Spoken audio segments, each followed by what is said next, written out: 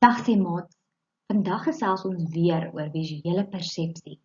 Onthou om weer jou oogies te spits en mooi te kyk waar die antwoord is. Watter dier kruip waar weg? Ons eerste blokkie sien ons die kameelperd. Kom ons soek waar ons sy nek sien uitsteek. Kyk nou of jy die volgende self kan doen. Wat in die tent pas nie? Nou maats, wanneer ons na die eerste prentjie kyk, dan sien ons in die blokkie daar is 'n hemp, 'n baadjie en 'n broek en 'n appel. Wat pas nie in daardie prentjie nie? Die appel. Watter aantal kolle pas by watter nommer? Ons sien in die eerste blokkie daar 1 kol. Kom ons soek die nommer 1.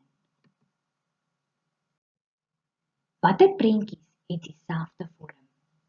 In ons eerste blokkie sien ons 'n groen reghoek en 2 geel driehoeke.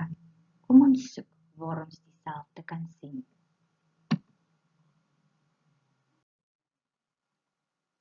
Watter rooi gesiggies is in dieselfde posisie? Nou maats, wanneer ons na die eerste blokkie kyk, kan ons sien die rooi gesiggie is aan die regterkant. Kom ons kyk waar is hy weer aan die regterkant.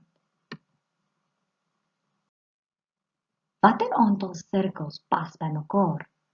Maats, dit is nou regte somme. Ons het 5 sirkels, maar 1 het 'n lyntjie deur. Dit beteken hoeveel bly oor?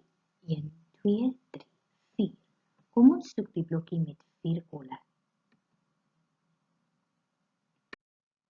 Watter prentjies pas by watter getal?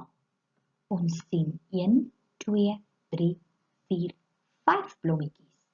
Kom ons soek die nommer 5. Watter prentjies pas by watter getal? Ons sien 2 vingers en nommer 2. En daar is 2 roomhuise. Maats, soos julle nou al weet, is hierdie week se tema ons land Suid-Afrika. Ek het in hierdie prentjie ons 5 nasionale simbole weggesteek.